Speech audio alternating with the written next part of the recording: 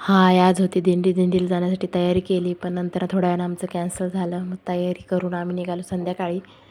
बाकीची सर्वांची तयारी होईपर्यंत म्हटलं चला झोपाळ्यात जाऊन बसावं, पण इथं काही चान्सच नव्हता बसायचा.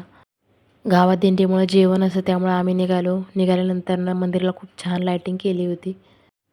यात्रेमुळे आजूबाजूला मस्तपैकी खेळण्याची दुकानं आली होती आणि पाळणेसुद्धा आले होते. आम्ही तिथं पोहोचलो, पण तिथं जेवणाला सुरुवात झाली होती. मग थोडा वेळ आम्ही थांबलो. रियांसाठी पण सेपरेट ताट केलं, पण त्याला काही खाली बसायचं नव्हतं. जेवण खूप छान होतं, पण येणाऱ्याने सर्व विचारत होते की हा खाली का बसत नाही. आता त्यांना काय सांगायचं. मला तर खूप हसायला पण येत होतं आणि त्याचा राग पण येत होता.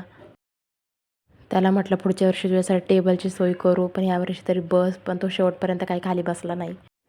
माझ्या बाजूला जी बाई बसली होती नुसती आमटीच पित होती. नक्की ती जेवायला आली होती का आमटी प्यायला आली होती हेच कळत नव्हतं. थंडी खूप होती, त्यामुळे जेवण करून आलो. आम्ही आधी शेकोटी पेटवली. शेकोटी झाल्यानंतर आम्हाला पुन्हा गावात जायचं होतं, कारण की कीर्तन होतं. तशी मी कीर्तनाला जात नाही, पण ह्या वर्षी कीर्तन खूप खास होतं. आजचं कीर्तन हे चांडाळ चौकडीमधले बाळासाहेब त्यांचं होतं, त्यामुळे त्यांना बघण्यासाठी आम्ही खास गेलो होतो. कीर्तन खूप छान होतं. चला भेटू नेक्स्ट ब्लॉगमध्ये. बाय.